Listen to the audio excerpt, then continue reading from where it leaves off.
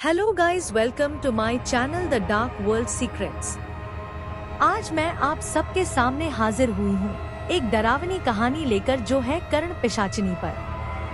दोस्तों, यह कहानी मनोरंजन की दृष्टि से लिखी गई है, इसका वास्तविकता से कोई संबंध नहीं है।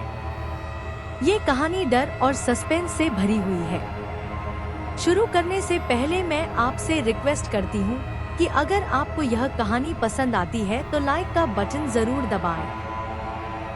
साथ ही साथ मेरे चैनल को सब्सक्राइब करना ना भूलें, ताकि मेरे चैनल से जुड़ी छोटी से छोटी डिटेल आपको मिलती रहे। दोस्तों, अगर आपके पास है कोई रियल हॉरर एक्सपीरियंस और आप चाहते हैं कि मैं उसे अपने चैनल पर शेयर करूं, तो आप उसे मेरी मेल आईडी पर भेज सकते हैं। मेरी मेल आईडी है astrombira1988@gmail.com। दोस्तों, कर्ण पिशाचिनी के बारे में तो आपने सुना ही होगा। आजकल कर्ण पिशाचिनी पर बहुत सारे वीडियो और पॉडकास्ट बन रहे हैं। उन वीडियोस में लोग कर्ण पिशाचिनी कौन है, उसकी सिद्धि कैसे की जाती है, उसकी प्राप्ति कैसे होती है और उसकी प्राप्ति के बाद क्या क्या बदलाव साधक को देखने को मिलते हैं, बताया जाता है। हालांकि वह वीडियोस बहुत विस्तार में नहीं बताते और बताना सही भी नहीं होता। लोग आधी अधूरी बात सुनकर उसे ट्राई करने का सोचते हैं और उनका एक ट्राई कभी कभी उनके लिए बहुत ज्यादा हानिकारक हो जाता है। दोस्तों, कर्ण पिशाचिनी के नाम से ही पता चल जाता है कि कर्ण पिशाचिनी कौन है। कर्ण का अर्थ होता है कान और पिशाचिनी का अर्थ तो आप जानते ही हैं। पिशाच या पिशाचिनी एक परजीवी की तरह होते हैं, जिनका अस्तित्व आपके शरीर के भोग पर होता है। यह आपके बहुत सारे काम करवाते हैं और आपकी बहुत बात भी सुनते हैं, लेकिन इसकी बहुत बड़ी कीमत लोगों को चुकानी पड़ती है। यह धीरे धीरे आपके शरीर का भोग करते हैं। पहले यह आपकी इंद्रियों को नियंत्रित करते हैं और फिर आपके शरीर को पूरी तरीके से खोखला कर देते हैं। एक बार किसी ने इसकी सिद्धि प्राप्त कर ली तो फिर वह उसको मृत्यु के बाद ही छोड़ती है। परंतु मरते वक्त साधक को अपनी यह सिद्ध किसी योग्य शिष्य को दान में देनी होती है। उसे एक योग्य शिष्य को सिद्धि को प्राप्त करने के लिए तैयार करना होता है। जब साधक अपनी सिद्धि किसी को दे देता है, तब मृत्यु के बाद उसकी आत्मा मुक्त हो जाती है। अन्यथा यह शक्ति साधक की आत्मा को अपना गुलाम बना लेती है। यह कहानी लगभग 2 शताब्दियों पुरानी है, जब ज्ञान और तंत्र का रहस्योद्घाटन जंगलों और वीरान मठों की दीवारों के भीतर हुआ करता था। उत्तरी भारत के दुर्गम पहाड़ों की तलहटी में एक घना और दुर्जय जंगल था, जिसे कालवन कहा जाता था। कालवन के केंद्र में वर्षों से वीरान पड़ा एक प्राचीन आश्रम था। पहले इस आश्रम में लोग रहा करते थे और यहाँ पर सिद्धियां प्राप्त करते थे। यहाँ पर रहने वाले लोग सात्विक शक्ति के उपासक थे और ईश्वर में विश्वास रखते थे।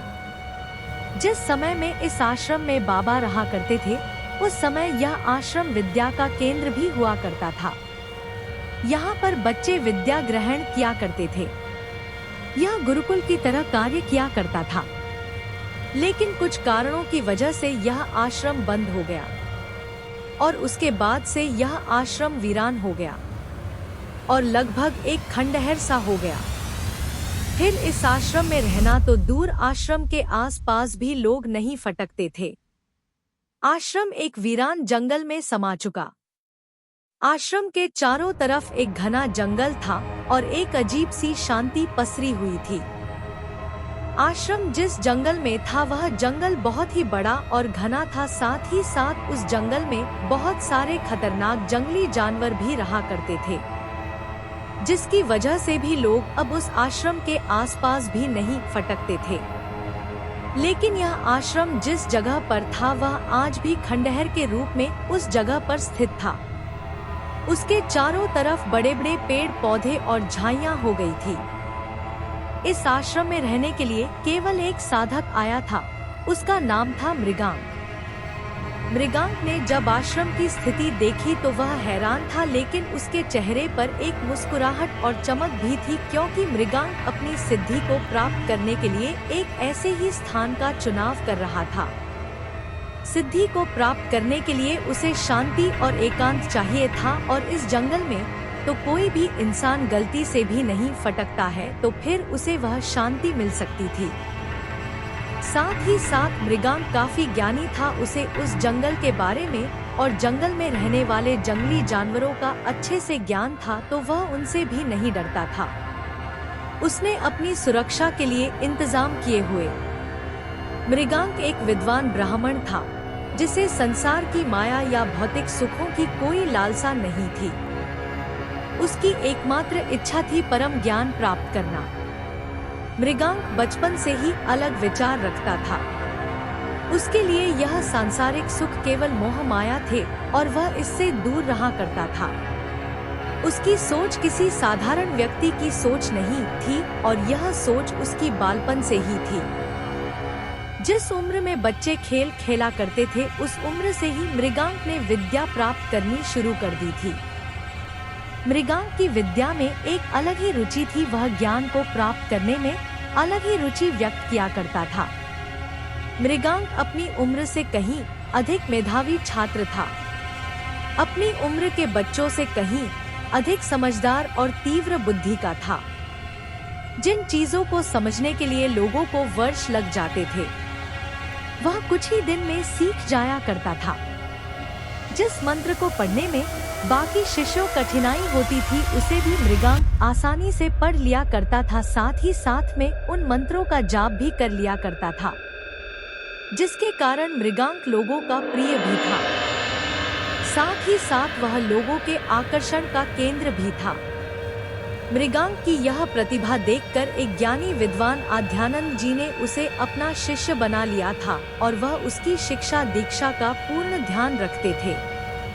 उन्होंने उसे वह सारा ज्ञान दिया जो उनके पास था। साथ ही साथ उसे कई सिद्धियों का भी ज्ञान दिया, लेकिन वह उसे जो भी सिद्ध का ज्ञान देते थे, वह सारी सिद्धियां सात्विक थी। मृगांक के गुरुजी अपने आश्रम में एक मुख्य कक्ष में जाकर ध्यान किया करते थे। वह कक्ष सदैव ही मृगांक के लिए आकर्षण का केंद्र बना था। वह उस कक्षा में जाना चाहता था, क्योंकि उस कक्ष में किसी को भी जाने की आज्ञा नहीं थी। मृगांक के मन में सदा विचार आता था कि गुरुजी इस कक्ष में ही क्यों ध्यान करते हैं। इस कक्ष में ऐसा क्या है? उन्होंने जरूर इस कक्ष में ज्ञान से संबंधित कुछ रखा होगा। एक दिन मृगांक के गुरुजी को किसी कारणवश बाहर जाना पड़ा।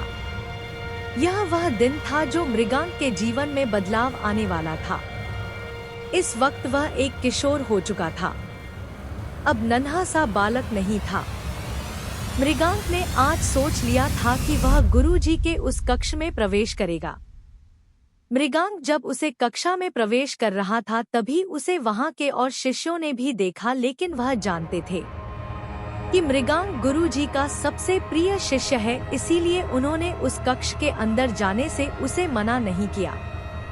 मृगांक जब कक्ष के अंदर पहुंचा तो उसके चेहरे पर एक बड़ी सी मुस्कुराहट थी। वह कक्ष सिर्फ एक छोटा सा कक्ष नहीं था, बल्कि ज्ञान का भंडार था। वहां पर मृगांक के गुरुजी ने कई सारी पुस्तकों को रखा हुआ था, जिनमें बहुत सारा ज्ञान था। मृगांक ने उन पुस्तकों को हाथ लगाया, उसे एक अलग ही खुशी की अनुभूति हो रही थी। तभी उसके हाथ से लगकर एक पुस्तक नीचे गिर गई। पुस्तक पर लिखा हुआ था कर्ण पिशाचिनी। मृगांक ने उस पुस्तक की तरफ अपने हाथ को बढ़ाया और उसे अपने पास लाकर देखने लगा। उस पर एक बेहद ही सुंदर स्त्री का चित्र बना हुआ था। वह स्त्री ऐसी थी जो किसी के भी मन को मोह ले, परंतु मृगांक बालपन से ही ज्ञान के प्रति ज्यादा आकर्षित था। उसे उस स्त्री में कोई दिलचस्पी नहीं थी, परंतु उसे दिलचस्पी थी यह जानने में कि कर्ण पिशाचिनी कौन है और उसके गुरुजी ने यह पुस्तक क्यों रखी हुई है। मृगांक जानता था कि उसके पास ज्यादा समय नहीं है, इसीलिए उसने उसके पुस्तक को खोला और उसे पढ़ना आरंभ कर दिया। वह जैसे जैसे उसे पुस्तक को पढ़ता जा रहा था, वैसे वैसे वह उस शक्ति के प्रति आकर्षित होता जा रहा था। उसमें लिखा था कि कर्ण पिशाचिनी सिद्धि करना आसान नहीं है। कर्ण पिशाचिनी सिद्धि को सबसे मुश्किल तरीके से 3 दिन में किया जा सकता है।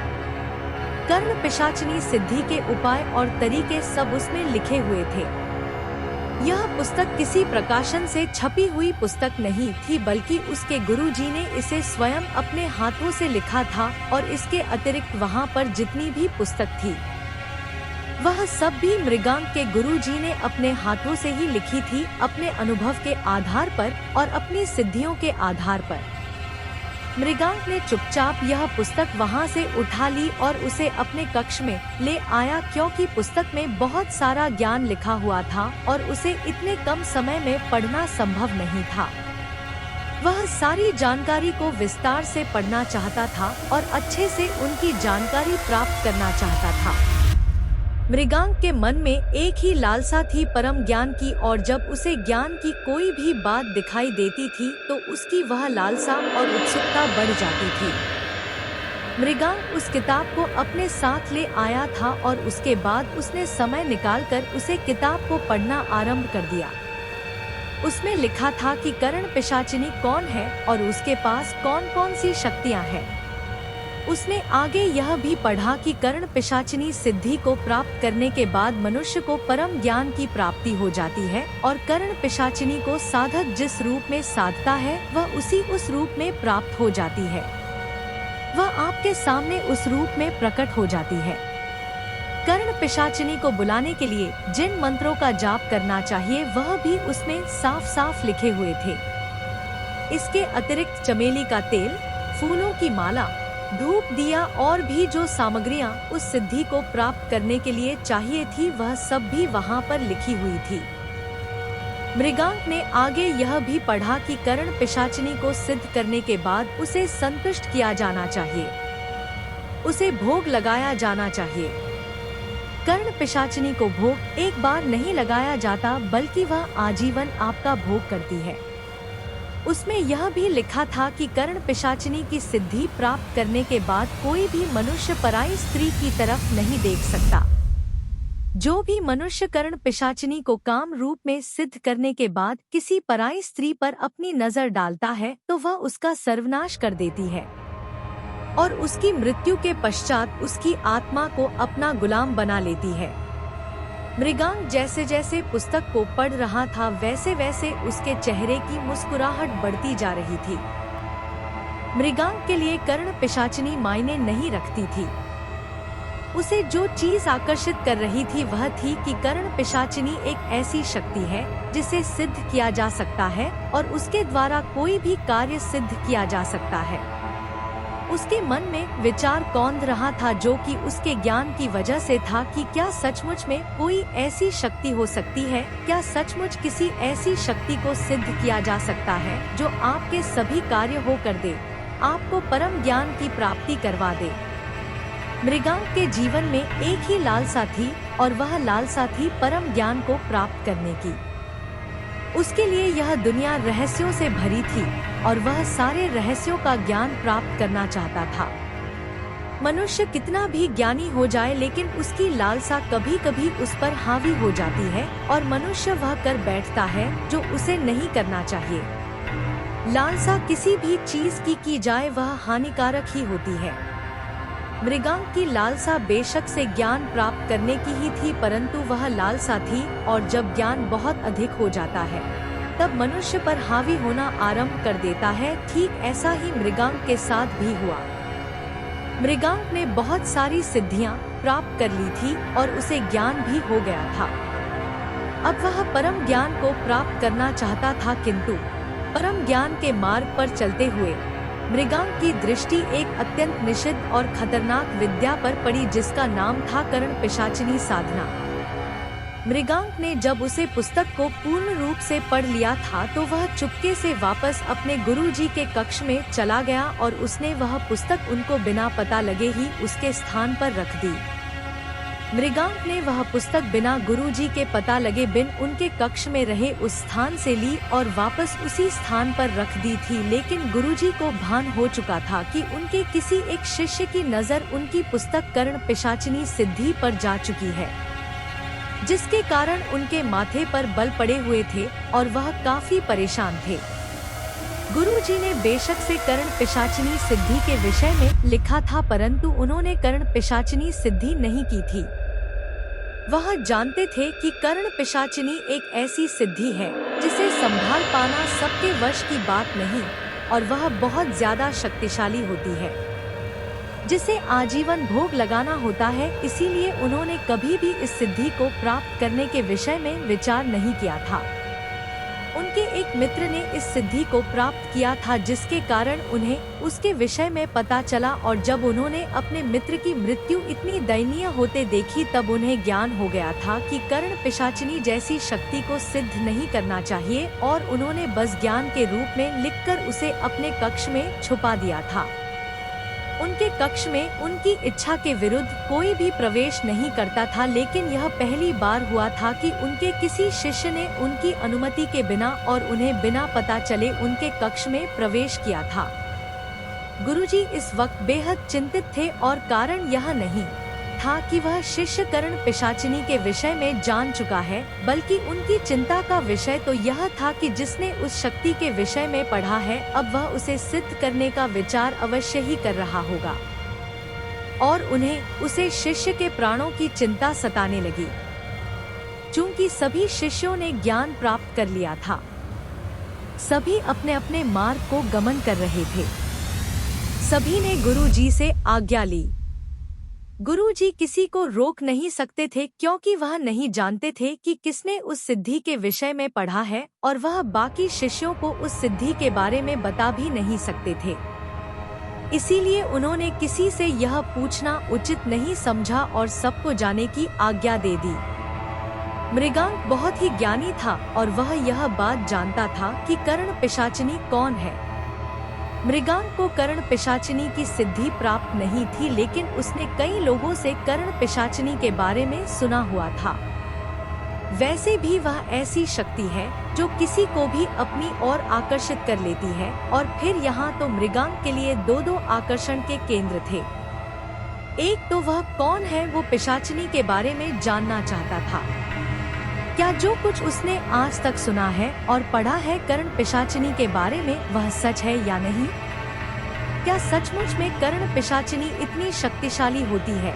मनुष्य का मन ऐसा होता है कि जब तक वह स्वयं ही किसी चीज का अनुभव नहीं करता वह उसे पर विश्वास नहीं करता। ठीक वैसे ही मृगांक का भी ज्ञान उसे जब तक स्वयं अनुभव न कर ले उस पर संदेह करा रहा था। और दूसरा कि यदि कर्ण पिशाचिनी जैसी शक्ति को सिद्ध कर लेता है तो वह परम ज्ञानी बन सकता है। मृगांक यह बहुत अच्छी तरीके से जानता था कि कर्ण पिशाचिनी एक तामसिक शक्ति है, जिसे प्राप्त करने के बाद वह उसे किसी भी मनुष्य का बीता हुआ कल और आज बता सकती है। वह एक ही जगह पर बैठे बैठे किसी के बारे में कुछ भी जान सकता है, किसी का कोई सा भी राज। वो जानता यह वह विद्या थी जिसके द्वारा साधक एक ऐसी सूक्ष्म भूतिया शक्ति को वश में करता है जो उसके कान में भविष्य के छिपे हुए रहस्य को उजागर कर देती है और किसी भी व्यक्ति के मन की बातें फुसफुसाकर बता देती है, ठीक वैसे ही जैसे कान में कुछ कहा जा रहा हो। यह शक्ति कर्ण पिशाचिनी कहलाती थी। लोक कथाओं में कहा जाता था कि पिशाचिनी सिद्धि साधक को सर्वज्ञानी बना देती है, पर उसकी कीमत बहुत भीषण होती है। मृगांक ने मन बना लिया था कि वह पिशाचिनी सिद्धि को करेगा। हालांकि इतना ज्ञानी होने के बाद उसे पता था कि इसकी बहुत बड़ी कीमत हो सकती है। मृगांक जानता था कि यह मार्ग कितना खतरनाक है, लेकिन ज्ञान की प्यास इतनी गहरी थी कि उसने सभी चेतावनियों को नजरअंदाज कर दिया। उसने अपने गुरु के पुस्तक संग्रह से कर्ण पिशाचिनी सिद्धि का गहन अध्ययन किया था और साधना की विधि जान ली थी। कर्ण पिशाचिनी साधना तंत्र शास्त्र की उन विद्याओं में से एक है जिसे अत्यंत रहस्यमयी और जोखिम भरा माना जाता है। इस साधना का मुख्य उद्देश्य त्रिकालदर्शिता प्राप्त करना है, जिसमें साधक को सामने वाले व्यक्ति के भूत और वर्तमान की जानकारी कान, कर्ण में सुनाई देती है। कर्ण पिशाचिनी एक वाममार्गी या तामसिक साधना की श्रेणी में आती है। इसके साथ कुछ कड़े नियम और जोखिम जुड़े होते हैं। कर्ण पिशाचिनी सिद्धि का सबसे कड़ा नियम होता है कि आप उसके विषय में किसी को बता नहीं सकते। इसके अतिरिक्त किसी भी स्त्री के साथ काम संबंध में नहीं आ सकते। यह साधना कमजोर दिल वाले व्यक्तियों के लिए नहीं है। यह साधना बेहद ही कठिन होती है। इसमें डरावने अनुभव या विचित्र आवाजें सुनाई दे सकती हैं। यह सब मात्र छलावा होता है। साधना को तोड़ने के लिए साधना के टूटने के पश्चात कर्ण पिशाचिनी साधक पर हावी हो उसके प्राण ले लेती है। कर्ण पिशाचिनी साधना बेहद जटिल है। इसे बिना योग्य गुरु के मार्गदर्शन के करना मानसिक संतुलन बिगाड़ सकता है या घातक सिद्ध हो सकता है। कहा जाता है कि सिद्ध होने के बाद यह शक्ति साधक को छोड़ती नहीं है और अंत समय में कष्टकारी हो सकती है। इसकी पूजन विधि जो कि शास्त्रों में वर्णित विधि के अनुसार है। यह साधना आमतौर पर एकांत स्थान या किसी सुनसान मंदिर में की जाती है। साधक को पूर्णतः स्वच्छ होकर कुश के आसन पर बैठना चाहिए। साधना के लिए अक्सर उत्तर या पूर्व दिशा का चयन किया जाता है। इसमें तामसिक या सात्विक गुरु की आज्ञानुसार भोग लगाया जाता है। अक्सर चमेली के तेल का दीपक और सुगंधित धूप का प्रयोग होता है। मृगांक ने ठीक वैसा ही किया जैसा उसने अपने गुरु जी की लिखी हुई पुस्तक में पढ़ा था। इसके बाद उसने मंत्र का जाप करना आरंभ कर दिया। मंत्र जाप के लिए इसके विशिष्ट मंत्र होते हैं, जैसे हरि कर्ण पिशाचिनी इत्यादि, जिनका एक निश्चित संख्या जैसे 1.25 लाख में जप करना होता है। साधना पूर्ण होने पर साधक को आभास होता है कि कोई उसके कान में फुसफुसा रहा है।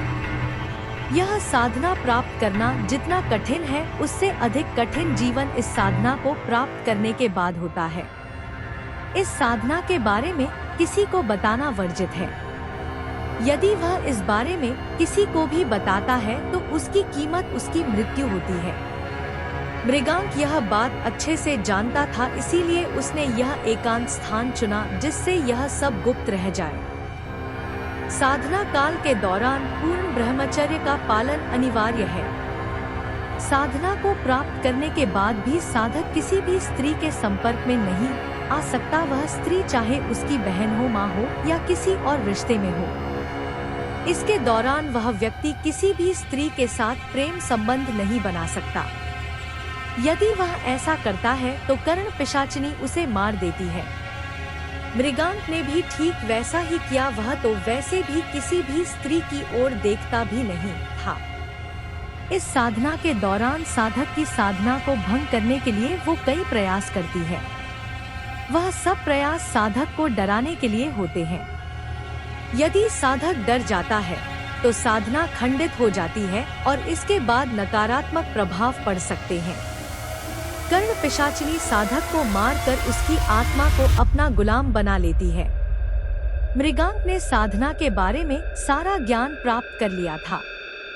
उसका इस आश्रम में आने की भी यही वजह थी कि यह आश्रम वीरान पड़ गया था। इसके आसपास तो छोड़ कोई दूर दूर तक दिखाई नहीं देता था। इसके आसपास इंसान ही नहीं बल्कि जानवर भी नहीं फटकते थे। साधना 3 अमावस्या की रातों तक चलने वाली थी। आश्रम के भीतर एक अंधेरी कोठरी थी। मृगांक ने वहां एक विशेष मंडल बनाया, रक्त चंदन की माला ली और कठोर नियमों का पालन करते हुए अपनी साधना शुरू की। इस साधना के दौरान साधक अपने स्थान को जब तक एक दिन का जप पूरा नहीं कर लेता छोड़ नहीं सकता। मृगांक ने भी ठीक वैसा ही किया। मृगांक वैसे भी बहुत ज्ञानी था, इसीलिए उसने साधना करने के लिए किसी गुरु का सानिध्य नहीं लिया। इसके अलावा वह जानता था कि यदि उसने अपने गुरुजी से कर्ण पिशाचिनी सिद्धि के बारे में कहा तो वह मना करेंगे और मृगांक को यह सिद्धि प्राप्त ही नहीं करने देंगे। मृगांक जानता था यह साधना बहुत कठिन होने वाली है, लेकिन यह असहनीय होगी वह नहीं जानता था। मृगांक ने साधना आरंभ कर दी थी। पहली रात वातावरण असहनीय रूप से ठंडा हो गया, जबकि बाहर गर्मी थी। उसे लगा जैसे हवा में हजारों सूक्ष्म सुइयां तैर रही हैं। वह ठंडी हवाएं असंख्य सुइयों की भांति उसके शरीर में चुभ रही थी और उसके शरीर को भेद रही थी। इस वक्त वहां का वातावरण असहनीय हो गया था। मृगांक के लिए ध्यान केंद्रित करना मुश्किल हो रहा था। उसने अपना ध्यान केंद्रित किया और मंत्रों का जाप जारी किया। ओम क्ली पिशाचिनी कर्ण जापाय स्वाहा। जैसे जैसे जाप बढ़ रहा था, वैसे वैसे ठंड बढ़ती जा रही थी और मृगांक की मुश्किल बढ़ती जा रही थी। जाप करते करते आधी रात हुई। मृगांक की रीढ़ में कंपी दौड़ गई। उसे लगा जैसे कोई अदृश्य ठंडी सांस उसके ठीक बगल में ली जा रही है। एक पल के लिए मंत्र टूटते टूटते बचा, लेकिन उसने स्वयं को संभाला। मृगांक के लिए यह मुश्किल हो रहा था। उसने खुद पर बहुत संयम रखा और बहुत मुश्किल के बाद पहले दिन की साधना को पूर्ण किया। पहले दिन की साधना के बाद मृगांक को यह आभास हो गया था कि आगे की साधना और भी मुश्किल होने वाली है।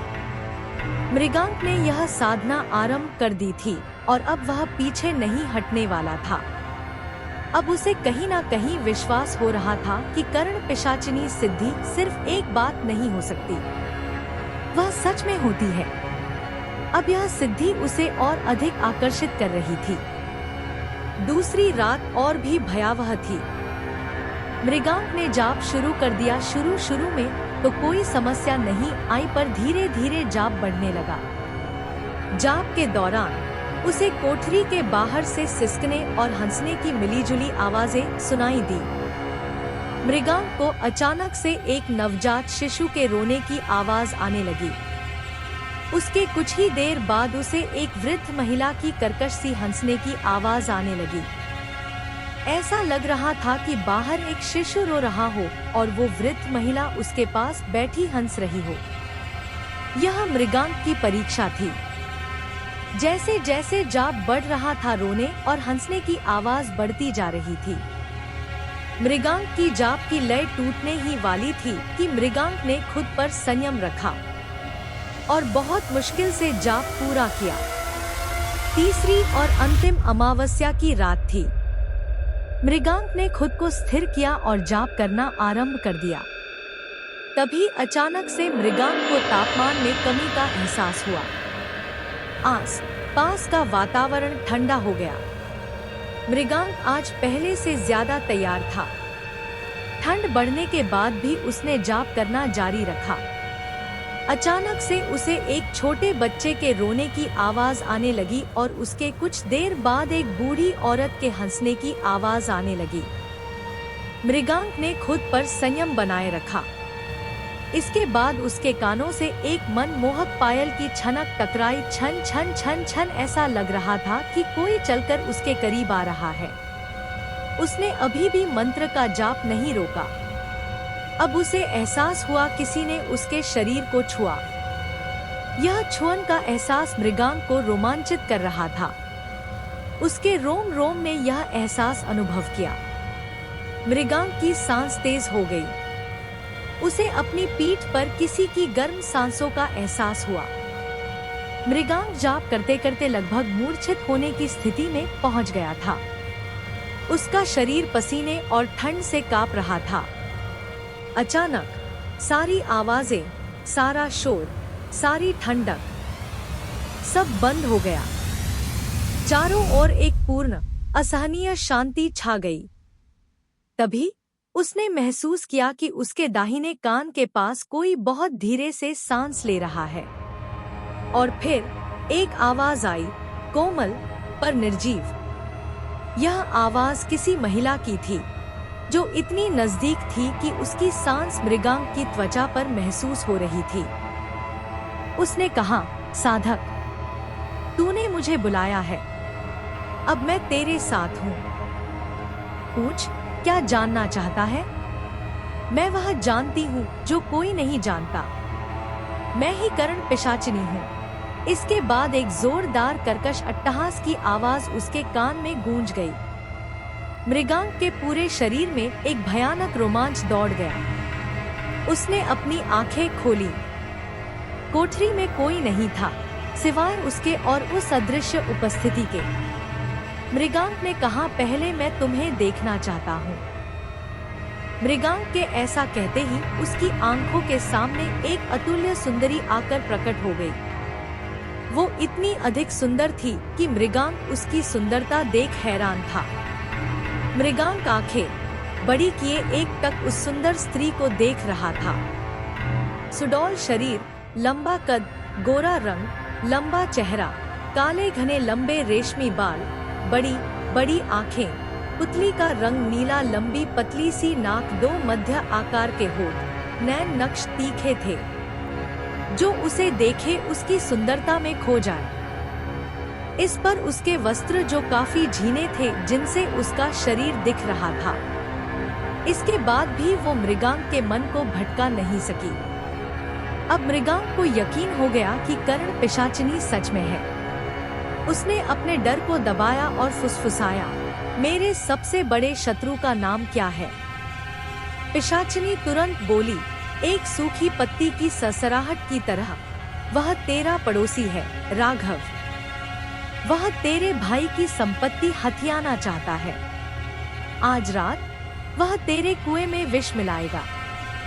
पिशाचिनी की बात सुन मृगांक भागा और उसने देखा कि सचमुच उसका पड़ोसी राघव आधी रात को चोरी छिपे कुएं के पास खड़ा है। उसने देखा, उसने अपनी जेब में हाथ डाला और एक पुड़िया सी निकालकर कुएं के पानी में मिला दिया। ज्ञान की यह पहली झलक इतनी चौंकाने वाली थी कि मृगांक को अपनी सफलता पर विश्वास हो गया। अब उसे कर्ण पिशाचिनी के बारे में सुनी जानकारी पर विश्वास हो गया था, क्योंकि वह सब प्रत्यक्ष रूप से देख रहा था। अब मृगांक को इस ज्ञान पर घमंड होने लगा। हालांकि मृगांक ने पिशाचिनी साधना की ही ज्ञान के लिए थी। उसने इसका उपयोग करने के बारे में सोचा। इससे उसे प्रसिद्धि मिल सकती थी। हालांकि मृगांक को किसी चीज का लोभ नहीं था, लेकिन वह इसका उपयोग करके देखना चाहता था। अगले कुछ महीनों में मृगांक की प्रसिद्धि दूर दूर तक फैल गई। वह अब केवल एक साधक नहीं, बल्कि एक भविष्यवक्ता बन गया था, एक ऐसा व्यक्ति जो हर रहस्य जानता था। इसके बाद मृगांक की खुशी का कोई ठिकाना नहीं था। वो सर्वज्ञता बनना चाहता था और सबसे अधिक ज्ञान रखना चाहता था, और आज उसके पास जो सिद्धि थी, जो शक्ति थी, उसने उसे सर्वज्ञाता बना दिया था। वह इस समय भूल चुका था कि इन सब की बहुत बड़ी कीमत हो सकती है और वह कीमत उसे चुकानी ही पड़ेगी। इस वक्त वह केवल अपने ज्ञान से आकर्षित था और उसकी चमक में खोया हुआ था। जब भी कोई उससे प्रश्न करता, वह बस पलकें बंद करता, अपने दाहिने कान पर ध्यान केंद्रित करता और पिशाचिनी की फुसफुसाहट सुनता। पिशाचिनी उसे उस प्रश्न का उत्तर दे देती थी। मृगांक के पास हर व्यक्ति का राज था, क्योंकि उसके पास पिशाचिनी सिद्धि थी जो उसे हर राज बताती थी। एक दिन न्यायालय में केस आया। वहाँ पर बहस छिड़ी थी कि चोरी किसने की। कोई नहीं जानता था कि चोर कौन है, लेकिन वह जानता था कि चोर कौन है और चोर ने गहने कहाँ छिपाए हैं। व्यापार में वह जानता था कि किस सौदे में लाभ होगा और किसमें धोखा। राज्य के मामलों में वह जानता था कि पड़ोसी राज्य कब हमला करने की योजना बना रहा है। इस कारण से उन्हें कभी कोई समस्या नहीं आई। उनका राज्य युद्ध नहीं हारता था। लोग उसे सिद्ध बाबा कहने लगे। धन, सम्मान, शक्ति सब उसके कदमों में थे, बिना किसी प्रयास के। सब कुछ सही था, लेकिन मृगांक धीरे धीरे बदल रहा था। पिशाचिनी केवल ज्ञान नहीं देती थी, वह अपने साथ एक भयानक कीमत भी लेकर आई थी। वो मृगांक के लिए अकेलापन और अपवित्रता लेकर आई थी। कर्ण पिशाचिनी एक नीच और अशुद्ध शक्ति थी। उसकी उपस्थिति के कारण मृगांक की पवित्रता नष्ट हो गई। उसके पास आने वाला हर व्यक्ति उसके कान में फुसफुसाहट सुनकर उससे दूर रहने लगा। उसके पुराने मित्र और यहाँ तक कि उसके शिष्य भी उससे कतराने लगे। सबको उसके पास रहना तो दूर, उसके आसपास भी फटकने से डरते थे। शुरुआत में मृगांक तभी सुनता था जब वह सवाल पूछता था, लेकिन धीरे धीरे पिशाचिनी ने लगातार फुसफुसाना शुरू कर दिया। अब हर पल उसके कान में एक आवाज गूंजती रहती थी। वह लगातार लोगों के राज उसके कान में बोलती रहती। इसकी वजह से मृगांक का ध्यान कमजोर हो गया और मानसिक शांति भी खत्म हो गई। वो परेशान रहने लगा। लगातार कान में गूंजती आवाज ने उसे परेशान कर दिया। जब वह खाना खाता तो वह कहती, तेरा भोजन बासी है, तू मरने वाला है। जब वह सोता वह कहती, तेरे लोग तुझे मारने की साजिश कर रहे हैं। जब वह ध्यान लगाता वह कहती, तेरे गुरु तुझसे घृणा करते थे। मृगांक शादीशुदा नहीं था।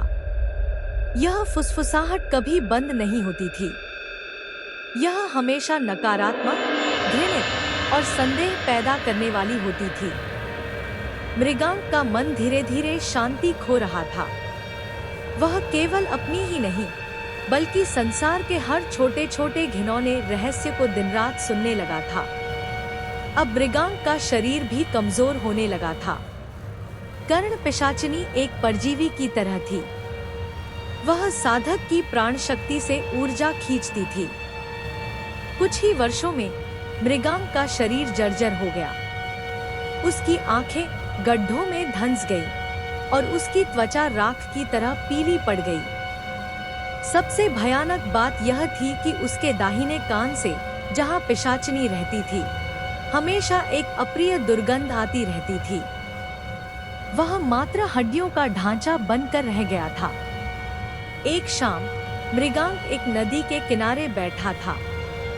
उसका सिर दर्द से फटा जा रहा था क्योंकि पिशाचिनी एक साथ 100 लोगों की गंदी सोच और बुराई की बातें उसके कान में चीख रही थी। उसने हताश होकर चिल्लाया, शांत हो जा, मैं अब और नहीं सुन सकता।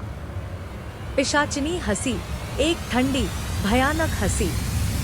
तूने मुझे बांधा है साधक, अब मैं तेरी हूं और तू मेरा है। तूने सर्वज्ञान चाहा और मैंने तुझे सर्वसंदेह दिया है। मेरी फुसफुसाहट ही अब तेरा जीवन है और तेरी मृत्यु भी यही होगी। मृगांक को अपनी गलती समझ में आ गई। उसने ज्ञान नहीं बल्कि एक शाप मोल लिया था। उसने शक्ति नहीं बल्कि एक कारावास खरीद लिया था। अब मृगांक उस पड़ाव पर पहुंच चुका था जहां उसे पछतावा महसूस हो रहा था। वह वापस सब कुछ बदल देना चाहता था, लेकिन वह जानता था अब सब कुछ वापस नहीं बदला जा सकता। उसने वह गलती कर दी थी जो उसे कभी नहीं करनी चाहिए थी। कर्ण पिशाचिनी जितनी आकर्षक सिद्धि थी वह उसे उतनी ही भयानक अब नजर आ रही थी। उसने अंतिम रूप से अपने गुरु के ग्रंथों को याद किया, जिसमें कहा गया था कि इस शक्ति से मुक्ति केवल तभी मिल सकती है जब साधक स्वयं को पूर्ण रूप से त्याग दे और अपने वश में की गई शक्ति को किसी योग्य व्यक्ति को सौंप दे। वह सोच रहा था वह किसे इस शक्ति को सौंप दे। उसने अब एक योग्य शिष्य की तलाश शुरू कर दी। मृगांक ने जंगल में एक युवा महत्वाकांक्षी शिष्य को ढूंढ निकाला। शिष्य ने मृगांक के चेहरे की पीलाहट और उसकी प्रसिद्धि दोनों को देखा और शक्ति की लालसा में आ गया। मृगांक ने उस शिष्य के चेहरे पर लालसा देखी तो वह समझ गया था कि वह उसे अपनी सिद्धि सौंपकर आसानी से मुक्त हो सकेगा। कोई भी व्यक्ति बिना लालसा के करना पिशाचिनी जैसी भयानक सिद्धि क्यों ही प्राप्त करना चाहेगा। मृगांक को भी लालसा थी। अथाह ज्ञान की उसकी लालसा पूरी तो हो गई, परंतु अब उसकी लालसा उसके प्राण ले रही थी। मृगांक को आज समझ में आ गया था कि किसी ने गलत नहीं कहा कि मनुष्य का लालच उसका अंत कर देता है। आज अपने साथ ऐसा होता देख उसे यह बात सत्य प्रतीत हो रही थी। मृगांक ने उसे साधना की विधि सिखाई और अंतिम दिन कहा, याद रखना वत्स, यह सिद्धि एक सर्प है। यह तुझे सब कुछ देगी, लेकिन अंत में यह तेरे प्राण लेगी। हालांकि मृगांक यह बात जानता था कि वह उसकी बात नहीं मानेगा, क्योंकि वह इंसान भी लालसा से लिप्त था। हम पर जब हमारी लालसा हावी होती है तो हमारा ज्ञान हमारा साथ छोड़ देता है। जैसे ही शिष्य ने साधना पूरी की और पिशाचिनी को अपने कान में महसूस किया, मृगांक ने अपने शरीर में बची हुई अंतिम ऊर्जा का उपयोग किया और अपनी मुक्ति का मंत्र जपा। अगले ही पल पिशाचिनी ने एक भयावह चीख निकाली, जैसे कोई उसे बलपूर्वक खींच रहा हो। उसने मृगांक के कान को छोड़ दिया और शिष्य के कान में प्रवेश कर गई। आज मृगांक को अचानक शांति का अनुभव हुआ। उसके कान में वह भयानक फुसफुसाहट हमेशा के लिए बंद हो गई थी।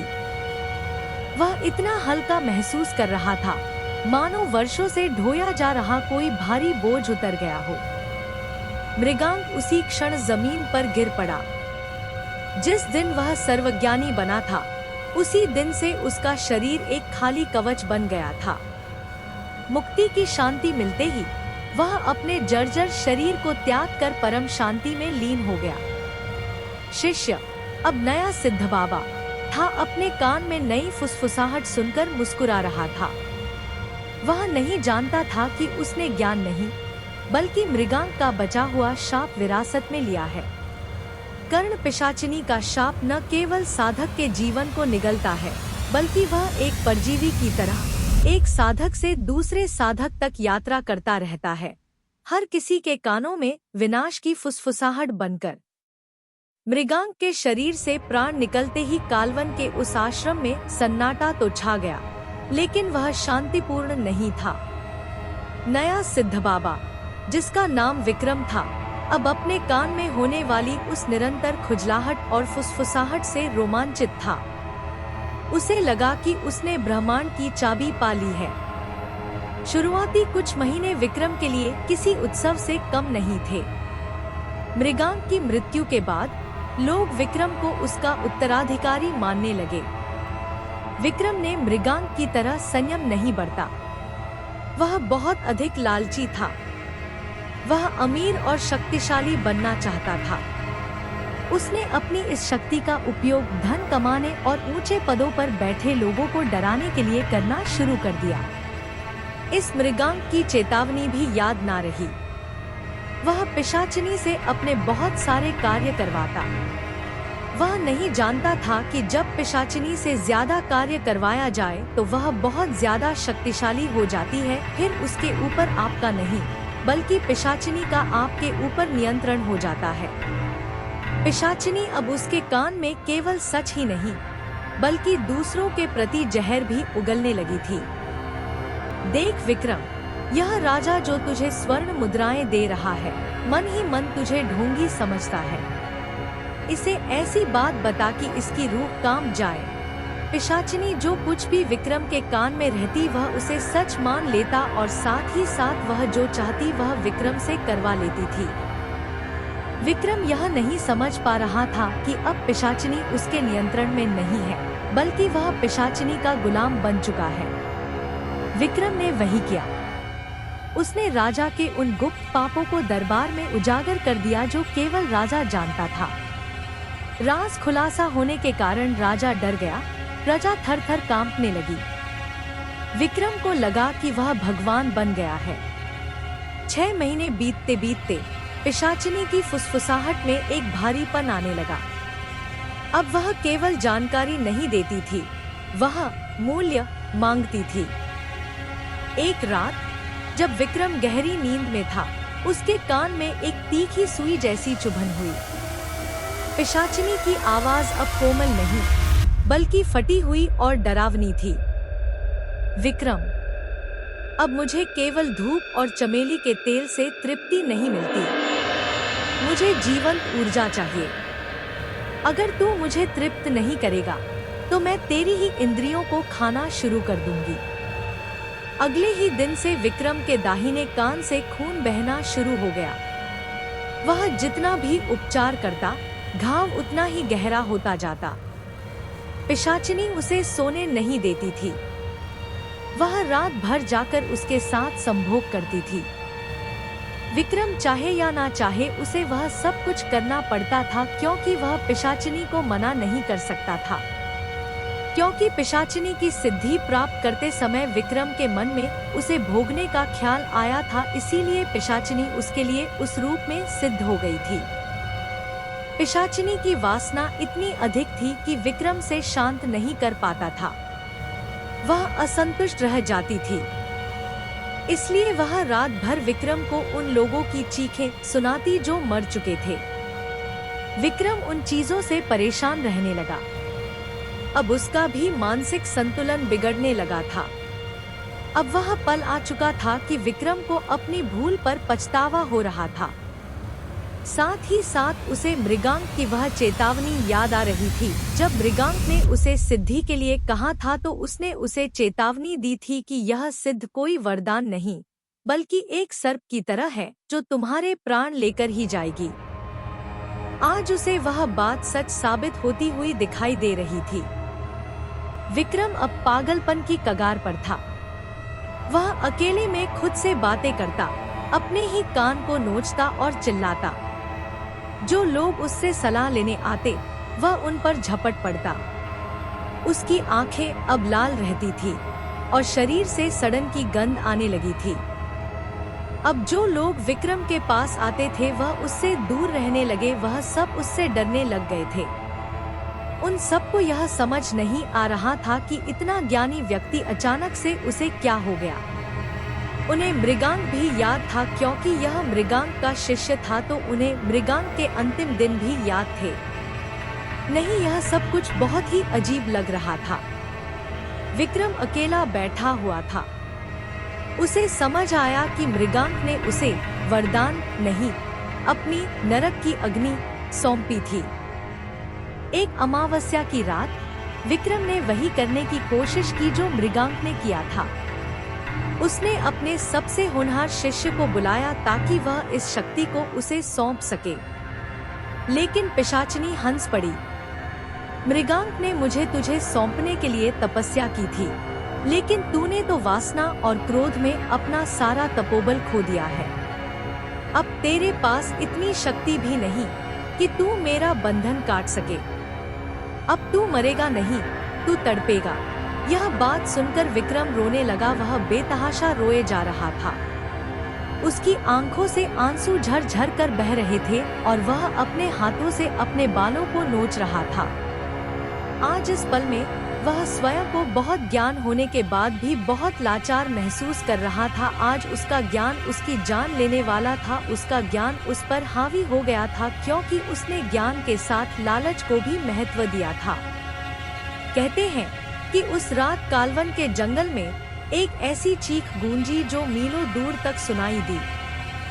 अगले दिन आश्रम पूरी तरह खाली था। विक्रम का कहीं पता नहीं था।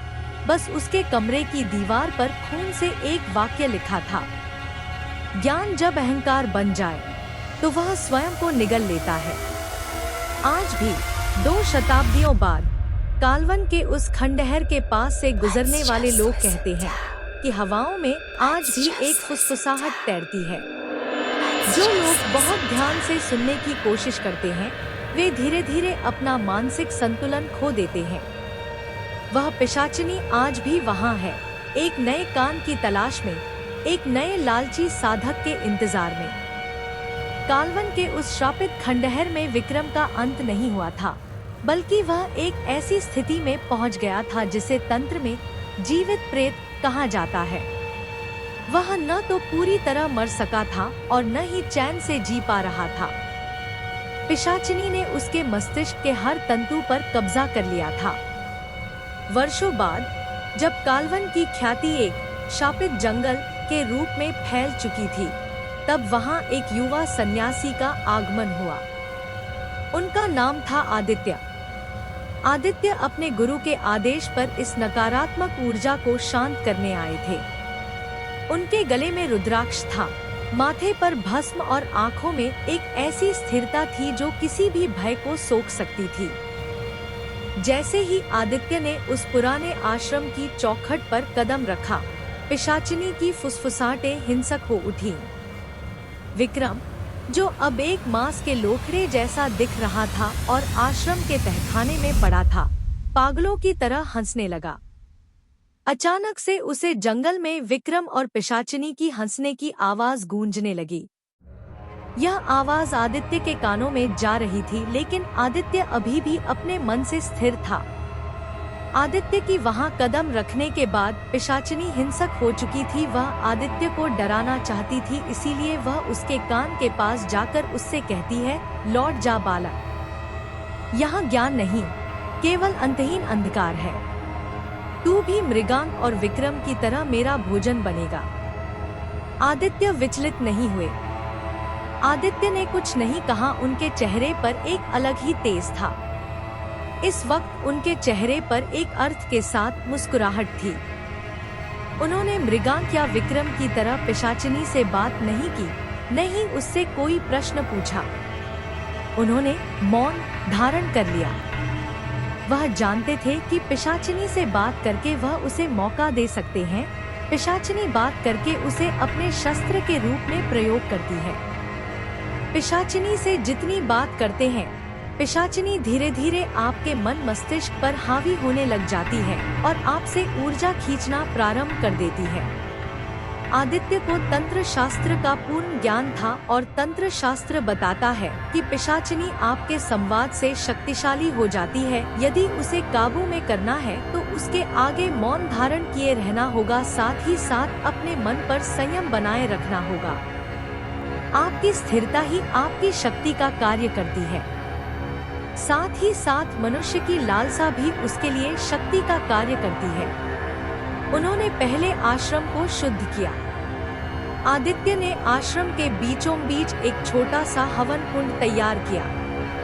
उन्होंने किसी तामसिक वस्तु का नहीं, बल्कि सात्विक वस्तु का उपयोग किया। गाय के शुद्ध घी, चंदन और महामृत्युंजय मंत्र का आश्रय लिया। आदित्य जानते थे कि यहाँ पर तो तामसिक मंत्रों एवं तामसिक चीजों का प्रयोग करने से उसे शक्ति प्राप्त हो सकती है। कर्ण पिशाचिनी को छोटी शक्ति नहीं है। वह जानते थे कि वह जिस शक्ति से लड़ने जा रहे हैं वह शक्तिशाली है। पिशाचिनी अब व्याकुल हो उठी। उसे वह अशुद्धता नहीं मिल रही थी जिससे वह जीवित रहती थी। यहाँ तामसिक शक्तियाँ नहीं थी, इसलिए वो कमजोर पड़ रही थी। डर से वह आदित्य के कान में चीखने लगी, तेरे गुरु ने तुझे यहाँ मरने के लिए भेजा है। तेरी भक्ति झूठी है। देख, तेरे पीछे कौन खड़ा है। आदित्य ने अपनी आंखें बंद रखी। उन्होंने मंत्रों की ध्वनि को इतना तीव्र कर दिया कि पिशाचिनी की आवाज उसमें दबने लगी। उन्होंने दृढ़ संकल्प लिया था कि वह इस शक्ति को किसी दूसरे मनुष्य में नहीं, बल्कि पंचतत्व में विलीन कर देंगे। आधी रात को जब अमावस्या का अंधकार चरम पर था, चारों ओर अंधकार और सन्नाटे ने अपने पैर पसारे हुए थे। वहां अगर आवाज थी भी तो झिंगुरों कीड़ों की। उस सन्नाटे में पढ़े जा रहे मंत्र उस समय जंगल में गूंज रहे थे। बीच बीच में कुत्तों के रोने की आवाज उस वातावरण को और भी ज्यादा भयानक बना रही थी। लेकिन इस भयानक माहौल से भी आदित्य को बिल्कुल भी फर्क नहीं पड़ रहा था। आदित्य अभी भी ध्यान मग्न होकर लगातार मंत्रोच्चार किए जा रहे थे। आदित्य का मन स्थिर था और वह उन आवाजों से भी विचलित नहीं हो रहा था। कर्ण पिशाचिनी आदित्य को डराने की बहुत कोशिश कर रही थी। वह उसके मंत्र के जाप की माला को तोड़ना चाहती थी, साथ ही साथ में उसका ध्यान भटका कर उसे कमजोर करना चाहती थी ताकि उसी पल में वह उस पर हमला कर दे। लगातार हो रहे मंत्रोच्चार के कारण वहां का वातावरण काफी पवित्र हो चुका था। जिसके कारण से तामसिक शक्तियाँ घट चुकी थी और कर्ण पिशाचिनी कमजोर पड़ रही थी, इसीलिए वह आदित्य पर हमला नहीं कर पा रही थी। वह उसे बस दूर से डराने की कोशिश ही कर रही थी, लेकिन वह देख रही थी कि आदित्य पर इसका कोई भी असर नहीं पड़ रहा था। तभी अचानक से विक्रम के शरीर से एक धुंधली काली छाया निकलकर आदित्य की ओर झपटी। जैसे ही वह काली परछाई विक्रम के शरीर से बाहर आए, विक्रम का शरीर एक मांस के लोथड़े की तरह जमीन पर धड़ाम से गिर गया। विक्रम तो उसी दिन खोखला हो चुका था जब कर्ण पिशाचिनी ने उसके शरीर का भोग करना आरंभ कर दिया था। इस वक्त विक्रम के शरीर से जो काली सी परछाई निकली थी, यह पिशाचिनी का असली स्वरूप था। पिशाचिनी का यह रूप बेहद ही भयानक और विभत्स था।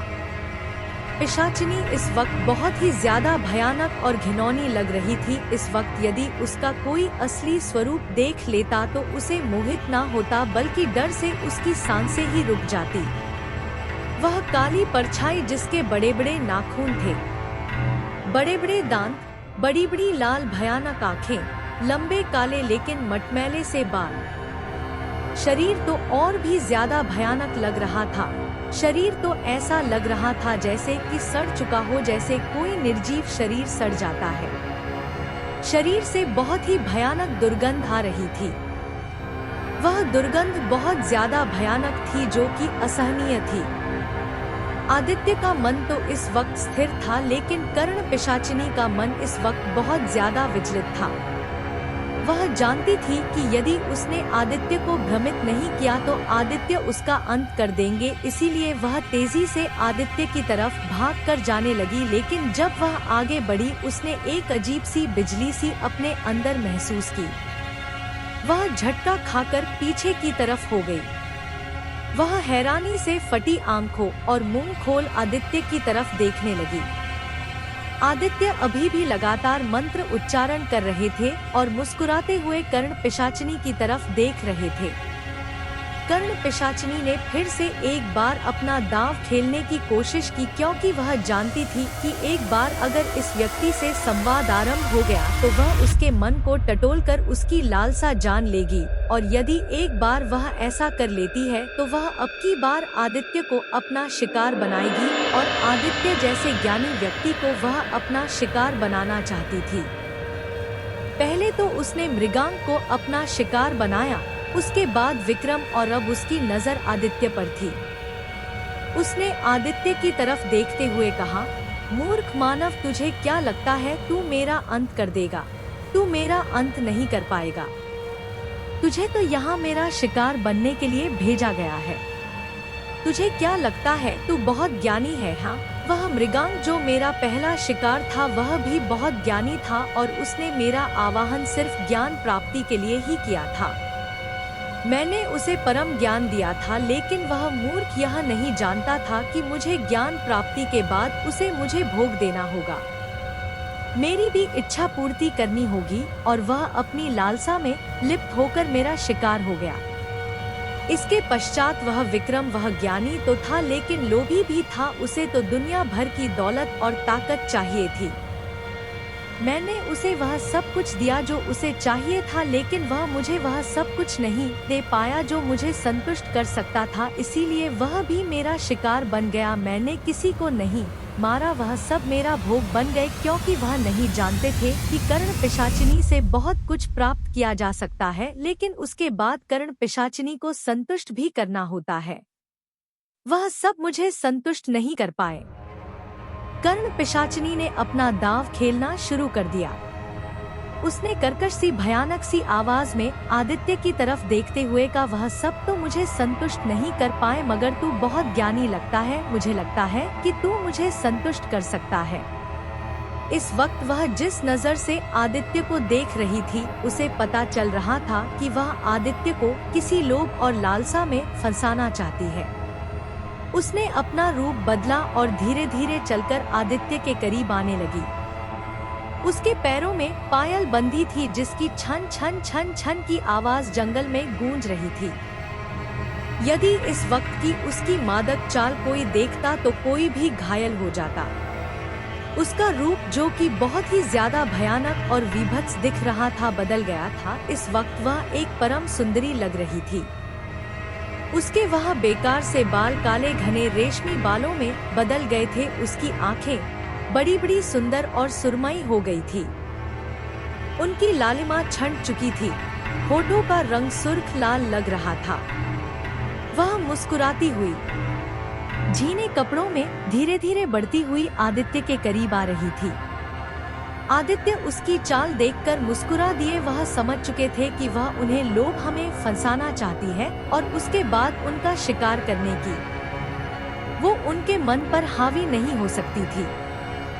वह अपने मन को एकाग्रचित कर लगातार मंत्रोच्चार किए जा रहे थे।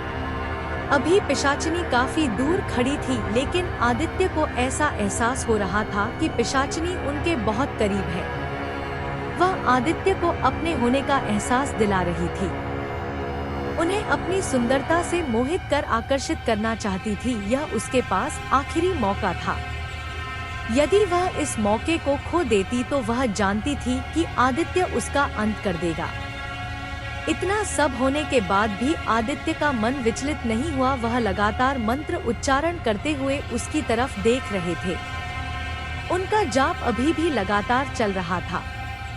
आदित्य के चेहरे पर इस वक्त एक स्वाभिमानी मुस्कुराहट थी। वह जानते थे कि वह क्या कर रहे हैं। आदित्य ने अपने कमंडल से अभिमंत्रित जल हाथ में लिया और अग्नि को साक्षी मानकर कहा, हे भ्रामक शक्ति, तू साधक के अहंकार की उपज है। मैं तुझे किसी कान का दान नहीं बल्कि मोक्ष का दान देता हूँ।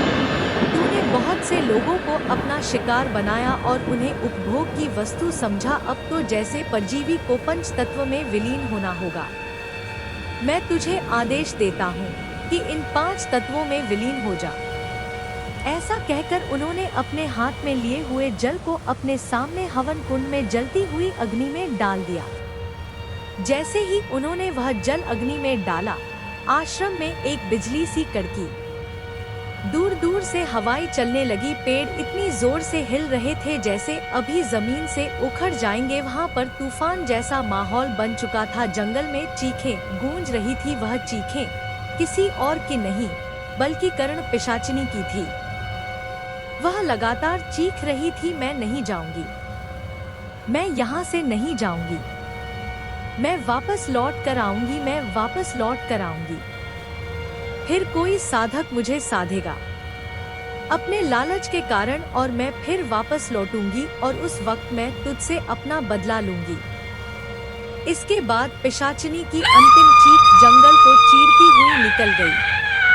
कर्ण पिशाचिनी 5 छोटी छोटी शक्तियों में विभाजित हो गई थी। इस वक्त वह 5 शक्तियाँ 5 तारों के समान दिख रही थी, जो एक एक करके 5 तत्वों में विलीन हो गई थी।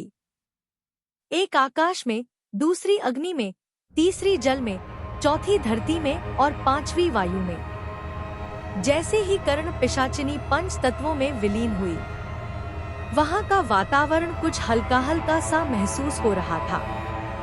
वहाँ पर एक सुकून भरी शांति सी छा गई थी। तूफान जो कि बहुत जोरों से पेड़ों को हिला रहा था, अचानक से थम गया था। एक स्थिरता पूरे जंगल में समा चुकी थी। जिस जंगल को तामसिक शक्तियों ने अपने कब्जे में किया हुआ था, आज वह सात्विक शक्तियों से पवित्र हो चुका था। इस वक्त आदित्य के चेहरे पर एक सुकून भरी मुस्कुराहट थी। आदित्य जो कर्ण पिशाचिनी से बहुत कुछ कहना चाहते थे, लेकिन वह जानते थे कि उनका एक भी संवाद उनके लिए हानिकारक सिद्ध हो सकता है। उन्होंने अब कहा, मैं तुमसे नहीं डरता कर्ण पिशाचिनी, तुम एक तामसिक शक्ति हो और मैं सात्विक शक्तियों का पुजारी। तामसिक शक्तियाँ कितनी भी शक्तिशाली क्यों ना हो जाए, सात्विक शक्तियाँ सदैव उन पर प्रभावी ही रहेंगी। हो सकता है कि तुम वापस आओ और मुझसे अपना बदला ले लो, लेकिन फिर भी मुझे यकीन है कि ईश्वर ने तुम्हारे अंत के लिए फिर किसी को माध्यम चुन रखा होगा। जरूर कोई सात्विक शक्तियों का पुजारी तब भी आएगा जो तुम्हारा अंत करेगा। ऐसा कहकर आदित्य वहाँ से चले गए। आज वह जंगल कालवन उस बुरी और भयानक शक्ति से आजाद हो चुका था। वह शक्ति जिसे 2 सदियों से मनुष्यों ने पाल रखा था, आज वह सात्विक अग्नि में जलकर भस्म हो गई। अगली सुबह जब सूरज की किरणें कालवन में पड़ी तो वहाँ का वातावरण बदल चुका था। विक्रम, जिसके शरीर को खोल की तरह कर्ण पिशाचिनी ने उपयोग किया था, वो शरीर अब धूल में मिल चुका था। कर्ण पिशाचिनी नाम का वह शाप, जो एक कान से दूसरे कान तक यात्रा कर रहा था, अंततः समाप्त हो गया। आदित्य ने उस आश्रम की दीवारों पर मंत्र उकेरे और वहां से चल दिए। उन्होंने सिद्ध कर दिया कि सिद्धियां प्राप्त करना कठिन नहीं है, लेकिन सिद्धियों को त्यागने का साहस केवल एक सच्चे साधक में होता है। अक्सर हम जिन शक्तियों को बाहर खोजते हैं, वे हमारे भीतर के विकारों का ही प्रतिबिंब होती हैं। अहंकार की फुसफुसाहट को शांत करना ही सच्ची साधना है। कर्ण पिशाचिनी कोई जन्मजात प्रेतनी नहीं थी। वह उस राज्य की राजकुमारी रत्नप्रभा थी। रत्नप्रभा अत्यंत सुंदर होने के साथ साथ शास्त्रों और गुप्त विद्याओं में रुचि रखती थी।